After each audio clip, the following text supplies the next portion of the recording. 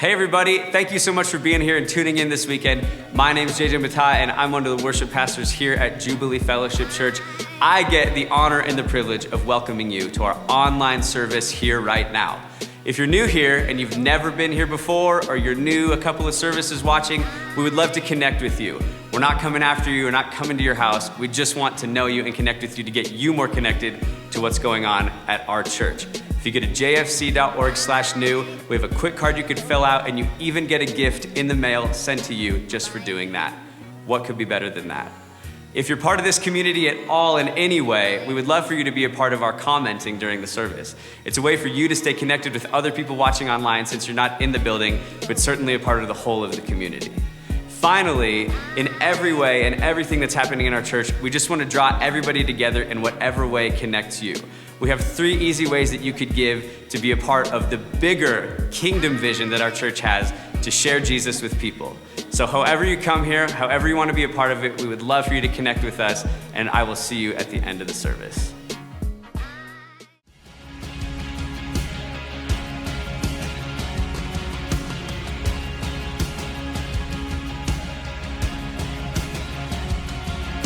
Hi church, it's Pastor John.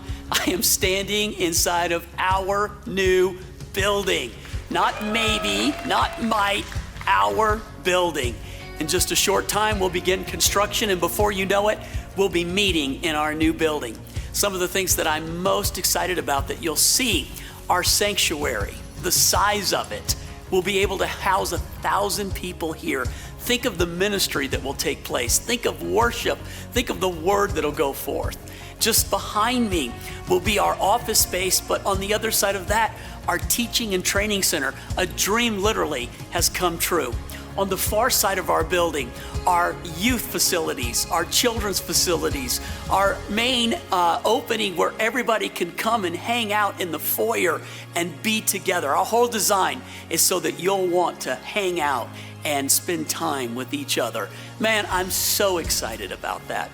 I want to invite you to an open house so that you can see for yourself. On June 13th from 1 to 3, whenever it works for you during that time, come to the property. The address will be right behind me so that you can see it. We want you to be there, be able to take a facility tour, see where all of the different things are going to be for you and your family. And by the way, we'll have a couple of dessert trucks there so that you can enjoy the time too. Super excited about this. Dreams do come true, and God is good.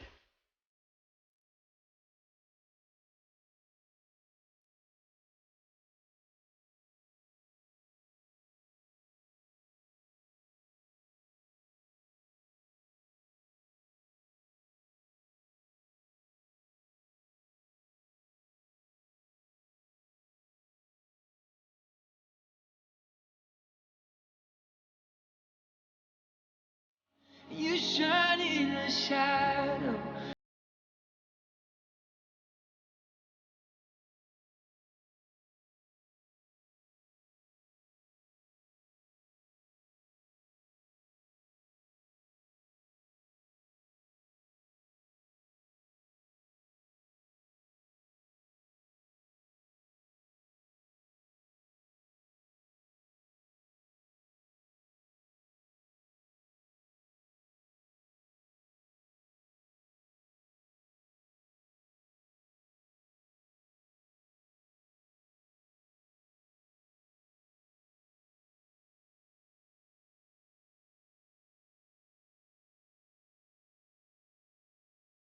One of the opportunities that's also a challenge is the roof here in the sanctuary. The building roof height all the way through it is at 18 feet, which is a decent height. But in our sanctuary, we need to be at about 32 feet because we'll have a platform, we have screens, we have speakers, and it's multi-purpose space. In order to achieve that, raising the roof adds a particular amount of money onto this that we need to raise. When you come over to the open house, you'll be able to see for yourself what we're talking about. But I have an illustration that's been drawn that shows the current line of sight as the roof is now versus the line of sight if we raise it. And I think you can see for yourself just on the drawing how important this is. But when you come in person, you'll know this is not a luxury item, it's a necessity. It really allows us to do the things to create the ministry, to see happen, the things that we believe need to happen with it. And again, it is an exciting opportunity, but it's a challenge, and a challenge that I know we can meet. Church, with this new facility, one of the things that I know to be true is that my whole life, and I bet if you're a Christ follower, you know it's true too, God always makes a way. There's a lot that we want to accomplish with this property. There's a lot that God's going to accomplish in the future with this property. But to do any of it, God's going to have to make a way. So as you're praying, as you're giving, as you're a part of it, I want you to know God's going to make a way for it all to come together. Love you guys. So excited about what God is doing. Can't wait, man. Go Jubilee.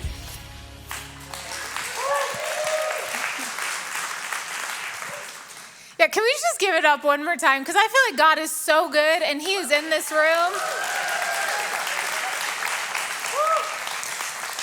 You know, I'm 9 months pregnant, I had a really busy week, and I was tired and a little grumpy this morning thinking of coming here tonight. And I was just standing over there on the side watching people get baptized and then watching that video, and God is so good. God is so good, and we should all be so excited right now for what he's doing and what he wants to do. And this idea of legacy, my son, my oldest, went to VBS this week here at Jubilee. And on the second day, he came home and he was like, "Mommy, I learned about sin today." And I was like, wow, they're really tackling the subjects. But here's what he said. He goes, "We wrote down something that we did that was wrong." And he had remembered. He's like the most pure-hearted child. He could think of one thing. And seriously, it's probably true. He's done one wrong thing. He got paint one time on our chairs. And I asked him, and he was like, "No, I didn't do that. And it was like 2 years ago. So obviously it stuck with him to not lie. But anyway, he was like, "So I wrote it down. And do you know what we did with it? We dipped it in this water. And when it came back up, the words were gone and the cross was on it." And I thought, yeah, he gets it at this age. He goes, "Jesus doesn't see our sin in Mommy. He doesn't see it. All he sees is he sees us." And that is what you're building into. That is what I'm building into. This legacy, this idea of this new place isn't just a building. It's a facility that facilitates bringing Jesus to people who need to hear that news. Right? And it's more baptisms. We have to cap it at 10 people a service because we don't have enough space and we don't have enough time. What does it look like in a bigger building that seats 1,000 people? And we have to cap our VBS. We had to close it down. We didn't have enough room here in this place. And what are we building into? It's not just about your money. It's not just about a building. It's about a future legacy you are giving to. And we just invite you to come tomorrow. Come look at it. Come be a part of what we're doing. This is exciting. This is dreams come true. God is so good. His word is good, and he will make a way, right? He will, but be a part of making that way. Come be a part of it with us and eat ice cream. I'll be out at the ice cream truck. I think it's been hot. We went from winter to summer, and there was no spring for the pregnant woman. None. We've been at the pool a lot, and I let JJ just run off with the kids. I'm like, I can't move anymore. I have less than a month. I can't. You got it. You can carry it. I've carried this child, all 4 of them. You can run with the kids.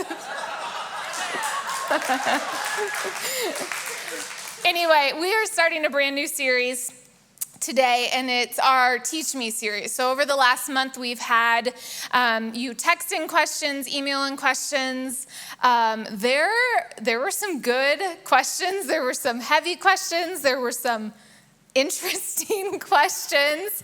I love getting to do this. It's so fun to teach you what you want to learn about, to be on the mark with where our church is at and the pulse of that. So over summertime, you'll get to hear from your teaching team about all different subjects and all different things. Next week, Pastor Terry is going to speak about children. There were a lot of questions on raising children right now, and we need that. And so Pastor Terry will be talking on that. But the one that really stuck out to me, it was about, and I think when I was going to actually do a different topic. And then this last week, I called my dad and I was like, can I change it? Because I really feel drawn to this idea. And I'm glad I did, because I feel like it's for today. I feel like it's for whoever's listening right now in this moment. I think I have a word at the end with this that I want to give, but it's on the power of words. And I think it's a really important topic to discuss right now and to go over, because there are words all over the place being spewed out, right? There is a lot of hateful things going on. And I was thinking, I even caught myself today just talking so negatively. It's just, it comes out so naturally, does it not? Just that negativity. And when all you hear and when all you're surrounded by is this idea of these negative words and these negative impacts, I want you to know it has a real power over what's happening. And I don't think that's just in our personal lives. I think that's in culture. I think that's in our country. I think that's in our children's lives. I think that's in our world. And I think it's not just orally spoken. I think it's words that are being typed out on computers, right? And on phones. Words are not just what are spoken. I mean, how much power is in your Bible? And you often are just reading it. Those words have power. And this social media and Facebook and Instagram, there's a lot of power that's going into these apps and this time. And so I want to talk today about the power of words, right? Because the old saying, sticks and stones may break my bones, but will never hurt me, isn't true, is it? In fact, I think I'd rather have my bones broken in some ways over having the meanest thing ever spoken to me said again. Right? Think of it. Can you think of it pretty quickly? What's the meanest thing someone said to you? And how long has it stuck with you? What kind of impact has it had on your life? What has it dictated over you? What paths have you taken in your life based on things people have said over your life? There's a lot of power in that. I asked my husband that today, and he instantly was like, yeah, right? Because it so quickly comes to us. The things that are said over our lives, the things that are spoken over us, stick with us. And I'd flip it the other way. The things you speak over people's lives also stick with them, right? We often take ourselves out of the equation, or we forget the power that we think, oh, well, not me. Surely that impacted you, right? We should be so much slower to speak than we are. We're a culture of fast speakers. Let me just share my opinion. It's just an opinion. It's just words that I'm throwing out there. I can change it. Maybe your words impact what's going on. And I think I would say it like this. If you aren't aware of the impact of the power that your words have, I promise you the enemy is fully aware of the impact your words have. Right? There's a real impact. There's a real power that God placed inside of you. So what are you using your power for? John 1:1 says this, in the beginning was the Word. In the beginning was the Word, and the Word was with God, and the Word was God. It's such a short, basic sentence, right? In the beginning was the Word, and the Word was with God, and God was the Word. And yet there's so much in that sentence. In the beginning. And I don't think this is just referencing like the beginning of time. I think it's saying God is the beginning, right? God is the head. God is over all. And what comes with him is this word. In fact, in many interpretations, they think that John was writing, in the beginning was the word, and that word was Jesus. That is interpreted as Jesus. And what he's saying is by representing and by presenting Jesus Christ as the word through which all things were created, John is saying that God chose Jesus as his messenger and Messiah to tell us about himself. Jesus is God and the revealer of God the Father. So this word, right? This message from the very beginning, from the very start of all things, it's this creation that God's message is good, right? His message is good, and so our message should be good.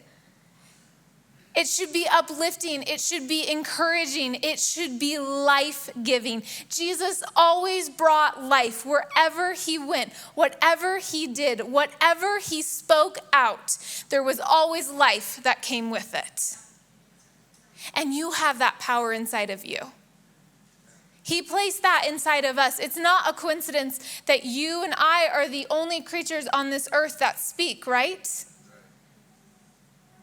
We go through life so flippantly sometimes, not realizing and recognizing how much God truly gave us, humankind. What a gift he gave us. What power he put inside of us. What message are you carrying today? What message are you bringing today? So I want to talk about, there's three ways I think, there's more, but I think there's three main ways that words have power. And they can be used for good and used for evil. And sometimes the unfortunate thing is we're not aware, if we're not on guard, of how they're being used. And so the first one is this: words can create and words can destroy. They can create and they can destroy. Genesis 1:1-5. In the beginning, God created the heavens and the earth. The earth was formless and empty, and darkness covered the deep waters. And the Spirit of God was hovering over the surface of the waters. And then this, right? Then God said, right? He speaks it out. Let there be light. And what happens?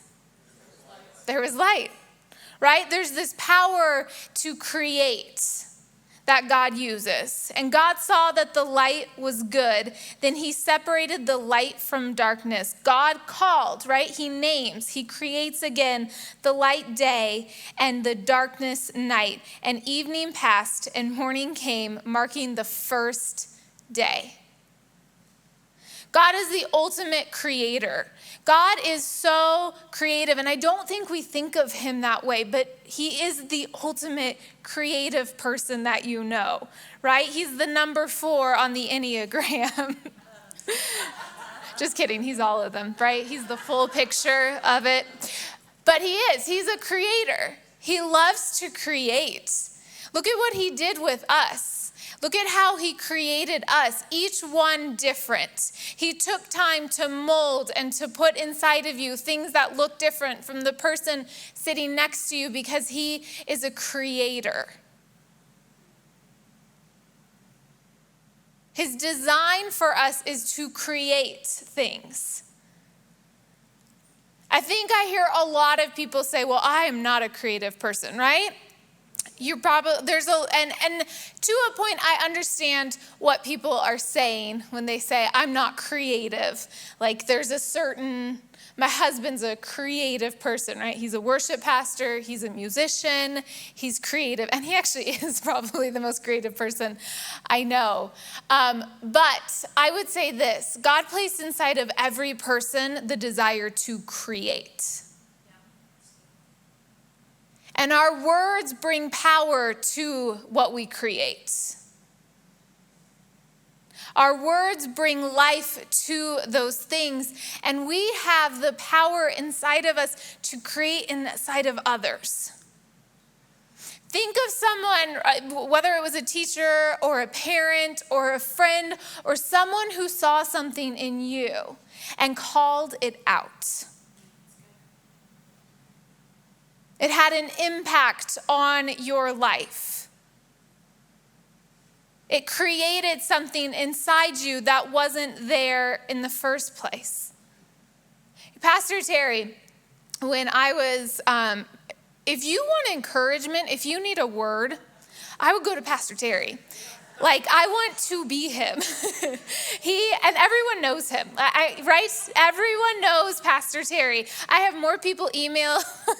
They'll email me like, hey, thanks so much for bringing me a meal. By the way, Pastor Terry. Like, any email I get, somehow Pastor Terry winds up in, because he is the most encouraging person that I've ever met. He uses his words. I have never heard him tear down anyone or anything. That man calls forth creation over and over and over, and he has recognized the power in his words. And you know what it's done? It's made people want to be around him.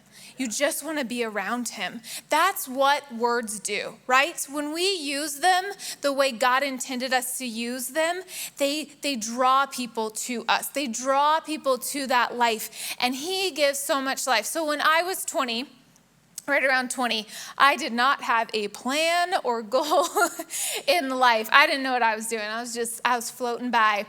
And Terry came to me and was like, hey, you're a really creative person.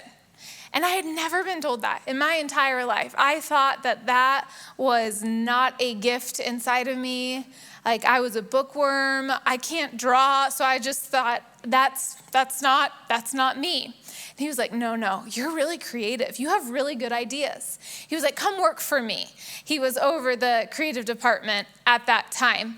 And I was like, okay. I had no job title. I just showed up. I was different every single day. And Terry is a little unorganized. So sometimes we worked and sometimes we went to IKEA and ate Swedish meatballs. Like, it was different every time. Every day was a fun adventure with Terry. I never had a job title. I was like, I do creative things. Like, that was my job. But now I'm head of that entire department because he called that out in me. Right? The simple conversation that he'll never know the impact. He'll never know the way it awakened something inside of me to dream. It gave me permission, right? And when we speak words like that, if we would only just take a minute and stop talking and observe people, we would be able to hear God's word over people's life.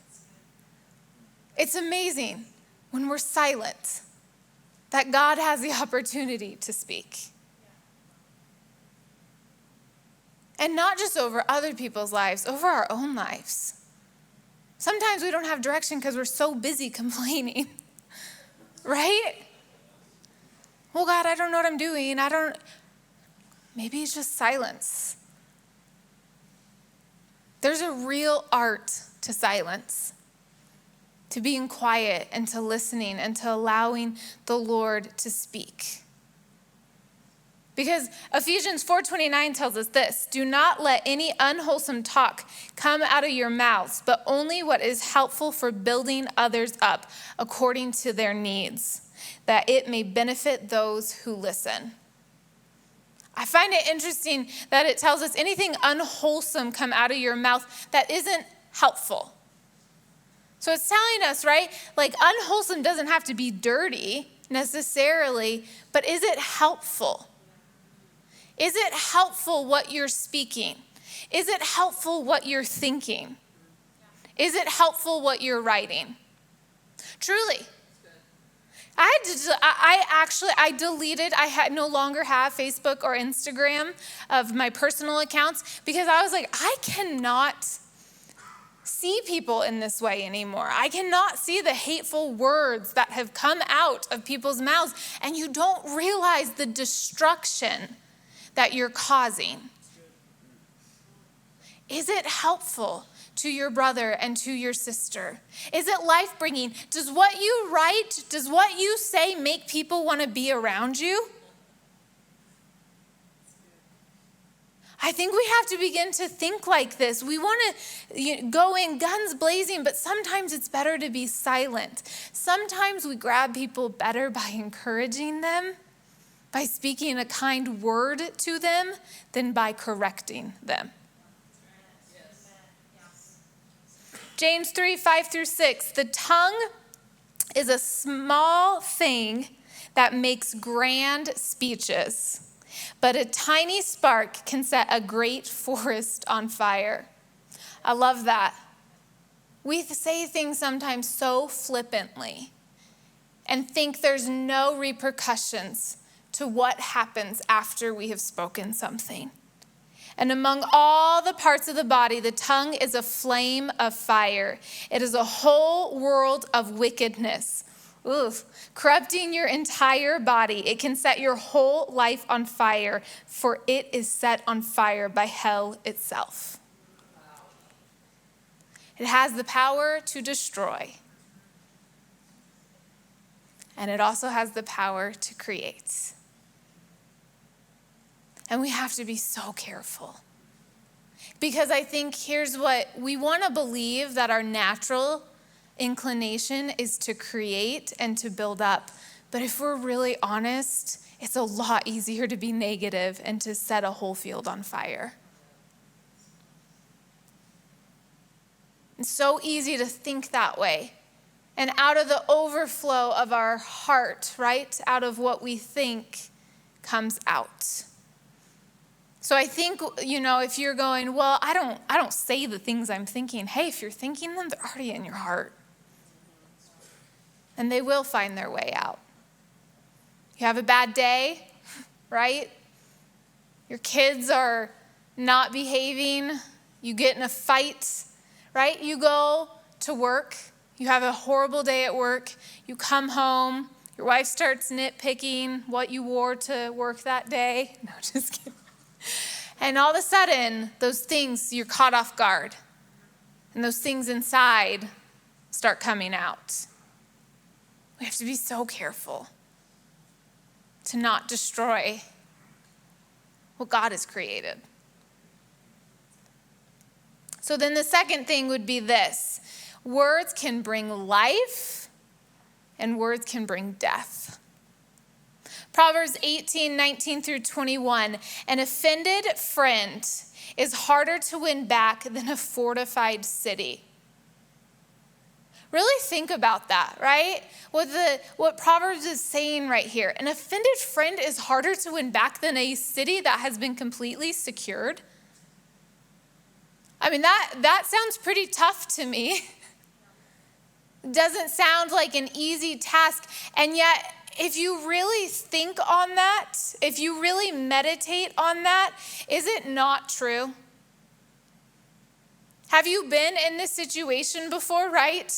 On either side, on the receiving side of this? It's hard to win that back. It's hard to trust someone once they've hurt you. Once they've brought that painful message to you. You can forgive, but an offended friend, someone you've really hurt, someone you've let in, because I think the closer the person, the deeper the hurt.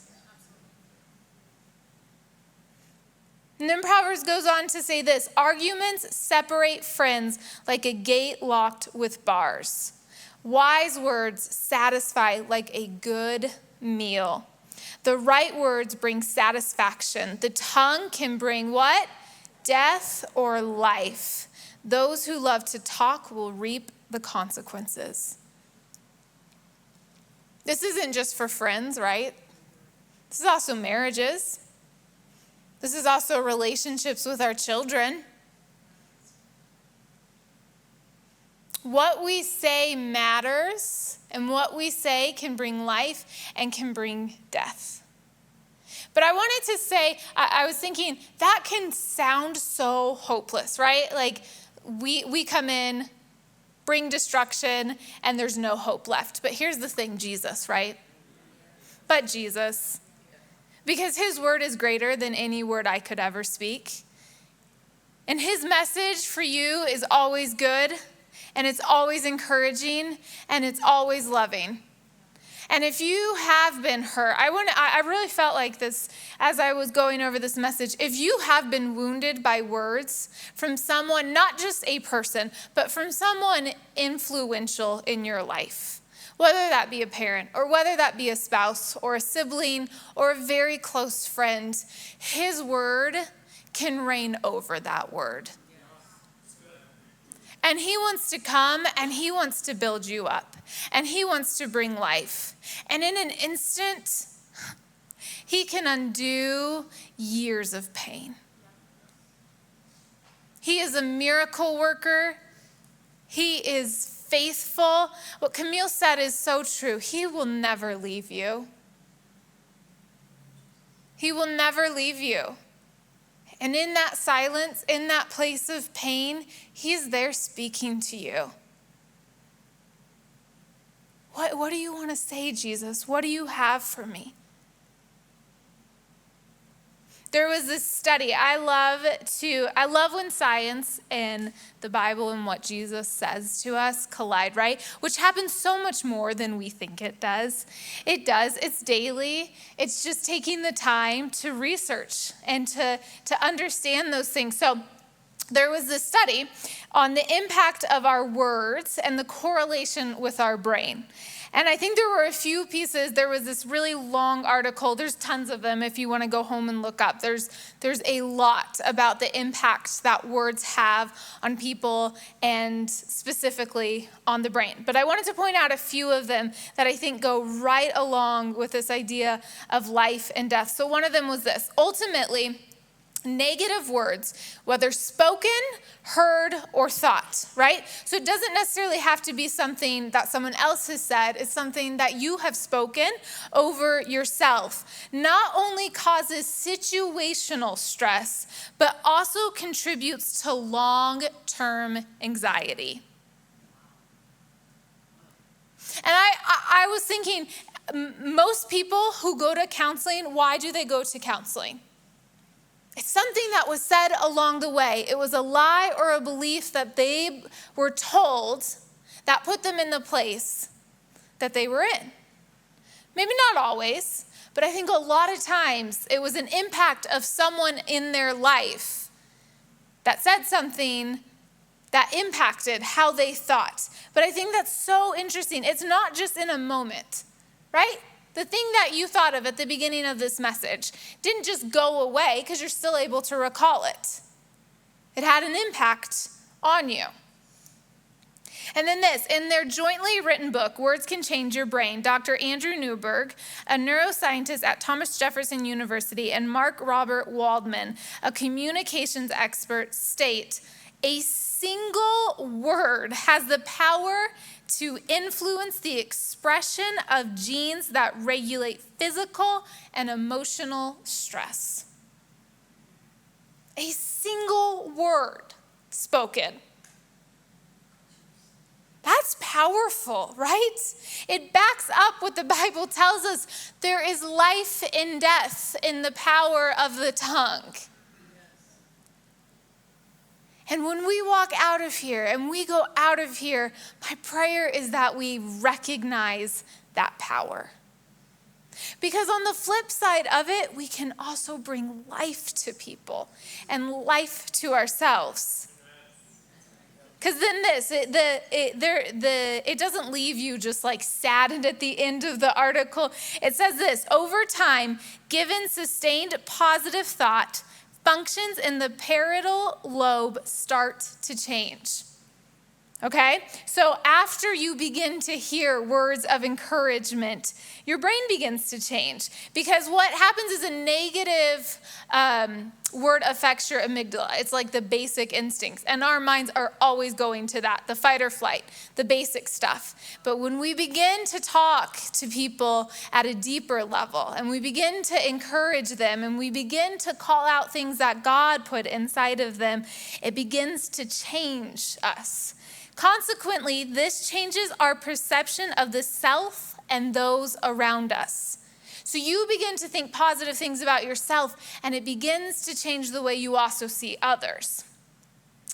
And we begin to see the good in others. Essentially, holding a positive view of ourselves helps train our brain to see the good in others. Thus, by exercising consistent, positive thoughts and speech. It's an exercise. It is not natural in us to go to the good. It is not natural. That amygdala, that fight or flight, that fear inside of us, the self-preservation, is always looking for worst case scenario. And in some ways, that's good. It preserves our lives. It's not a natural thing, though. But the consistent exercising of positive thoughts and speech, we not only change our self-perception, but how we perceive the world around us. And then listen to this. Ultimately, this grants us the ability to shape our reality and change the world for the better. To shape our reality and change the world for the better by simply exercising consistent, positive thoughts and speech. What if we were the church, right? This is what the church is called to do, to begin to live this life. This is the daily renewal that the Bible tells us about, that we have to daily renew our minds because this is not our natural state. And if you allow the enemy to deceive you into thinking this comes naturally, what will come out of you is death. And it's not just death over others. I think I have far more negative thoughts about myself than anything else. And then it turns to other people. When we feel bad, right? The meanest people I know are the most hurt people I know. And they have dictated that reality around them because there's so much hurt and so much wounding inside of themselves. And then we project it onto others. So what if we began to exercise thoughts of, I am loved, I am wanted, I have a creator that created me for good things. I have a hope, I have a future, my marriage is redeemable, my kids' relationships can be fixed. If we begin to think with the real power that our words actually have, what would happen in our life and in our world? There is real power in what we think and what we say. And my last point is this: words can bless or words can curse. We have the ability with our words to be hurtful, hateful, destructive, cursing, dismissive, and commanding, right? Our words have the ability to do all those things, which doesn't sound very great. But also on the contrary, we have the power to build up, to call out, to bring to life, to heal. Your words have power to heal people. There is a whole broken world out there. There is a whole generation of people that are hurting so bad and are so broken and desperately, desperately need a word from God, and you have the power to bring that. The power to inspire.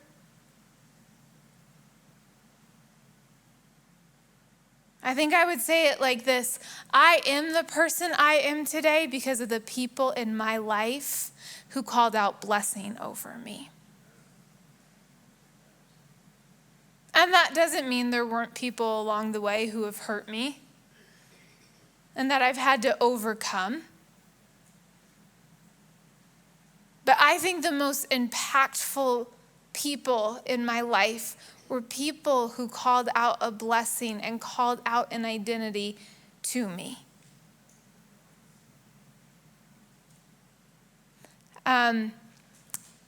We'll talk about it later in messages, but I just wanted to touch really quickly on it because there were so many questions about parenting.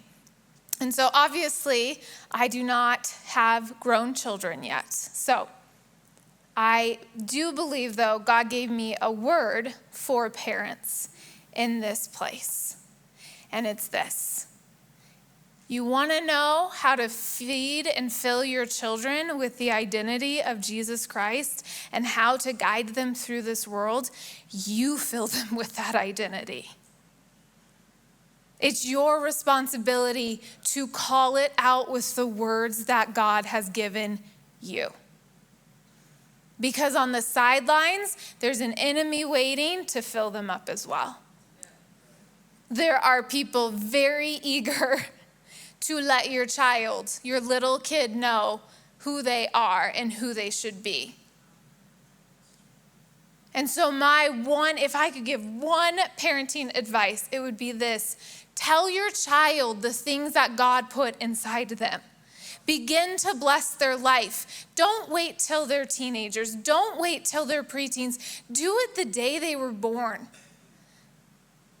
Every time our children have the day that they have come into this world, within the first probably 30 minutes of their lives, JJ and I read their blessing that God has given us over their life, because from their first breath, I want them to know who they are. From the first moment, from the first day, the first thing ever spoken over their lives was a blessing and not a cursing. And it's never too late to do this. Sometimes we think, well, it's too late, or my kid's too far gone, or, oh, well, I gave that up. Don't fight for it. Fight for it. Fight for your kid. Fight for the identity that they have.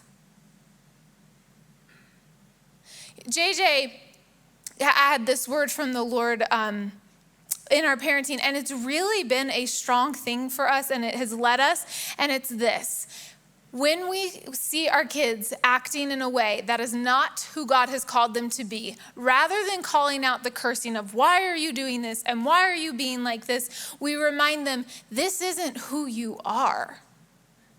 We go, you're a kind person, right? When we see them not being nice, or when we see them acting out, rather than pointing it out, we remind them, God created you to be such a nice person. What's going on? Sometimes we need a reminder of the identity that God put inside of us. My parents wrote my blessing when I was really young too. I probably was 5. And my dad, we lit candles. It was this really special thing.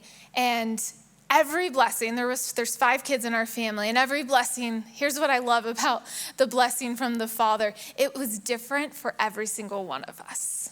And the identity and the things that God spoke about me, that my earthly father spoke over my life, look very different than what my sisters looked like or what my brothers looked like. And he wrote in each one of ours this description of who we are. I see you as. And for mine, he wrote, I see you as a bubbly brook. You bring joy wherever you go. And that blessing has stuck with me my entire life. And when I don't feel that way, when I don't feel very encouraged, when I feel like, oh, I've messed up, the Lord constantly brings me back to that blessing, to that place of blessing. Or when I was a teenager and I would be going through hard seasons in life, my parents, they printed it out and they would take me to my blessing, right? I struggled with fear for so much of my life. And in my blessing, part of it was, I loose you from fear. I loose you from generational fear. And I would hold on to that. And when I didn't feel it and when I didn't see it, I would tell myself, God, this is the blessing and the promise. The blessing is the promise of God over our lives. This is what you have for me. This is what you have for me, and I will hold on to this. And we need to begin to call this out. There's this generation right now that's being raised up, and there is not a lot of positive things being spoken about them. Where are the people that will stand up for this generation and say, you are called, you are a royal priesthood, you are set aside. You are not a hopeless generation. You are not a generation that is lost. You are a generation that will lead a remnant back to Jesus. Where are those people, right? We are the church. And as I was standing there and watching that younger person get baptized, right? I thought we need to be the church that stands up for this generation and that begins to bless them, that begins to bless the generation after us. It is so easy to become negative. It is so easy to just go, well, they're just lost. Look at this place. Look at this country. Look at what it's filled with. And just mock it and harp on it. And I think the Lord is calling us to rise above and to begin to bless this generation. Because if we don't, who will? This world's not going to bless them. They're going to fill them with empty lies and empty hope and empty identity that will lead them down paths of destruction, down paths of death. And our responsibility and our goal should be to bring life and blessing and creation into this generation. That is our call. Not just to our kids, but to a generation.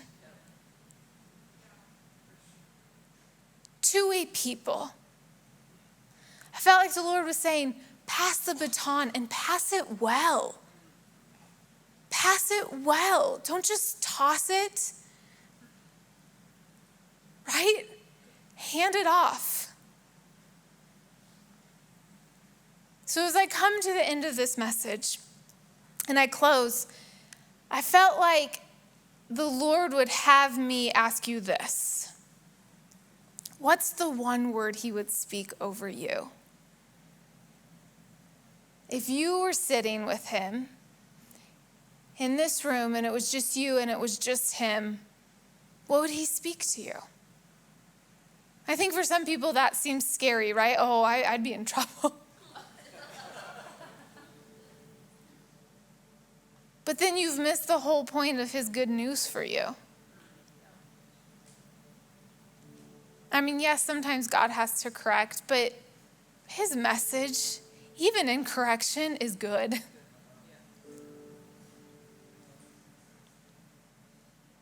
And if you're hiding from that, you're running from that, can I just encourage you to run into his arms, to lean into him? Maybe you walked into this room, and this is your first time, and you walk in with a boatload of hurt from words that have been spoken. But Jesus wants to come and he wants to speak to you. And I can give you generic things of what God would tell you. You're loved, you're wanted, you're accepted. But I think a better thing we could do is close our eyes and ask him ourselves, what would you speak over me? What would you say to me? So if you would, close your eyes with me. Father, I just pray right now that for every person in this room, God, what do you want to speak?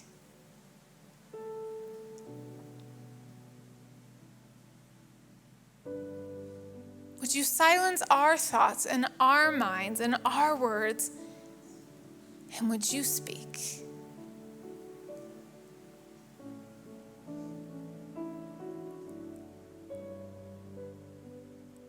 You're loved. You're beautiful. You were not a mistake.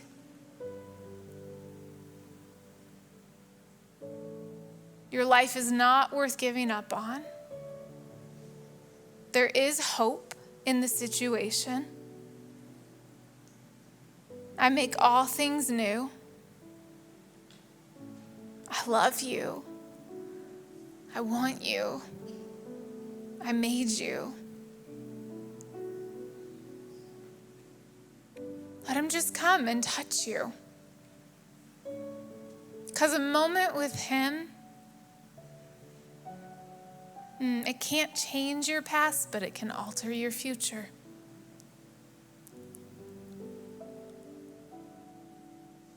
God, I just thank you for the power of your words in our life. That you reign supreme. That your words are better than anything else. That you so desperately desire and want to speak with us, your people, your children.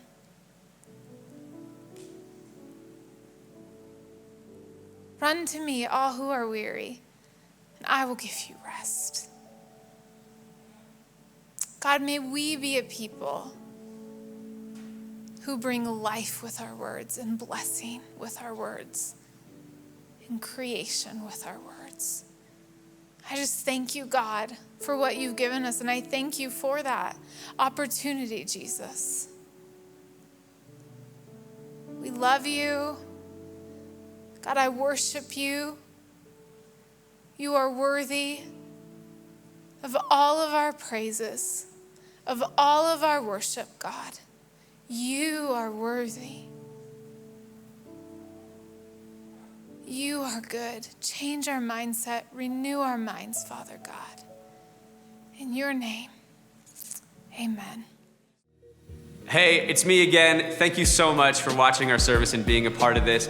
I personally hope, and all of us from Jubilee Fellowship Church, hope that God connected in your life and met you right where you are this weekend in this service. Like I said at the beginning, just because you're watching online does not mean that you're not part of the whole of the community of what our church is doing, and we are so grateful that you're a part of this. So, before you go, subscribe to our YouTube channel, and we hope to see you next weekend. Have an awesome week.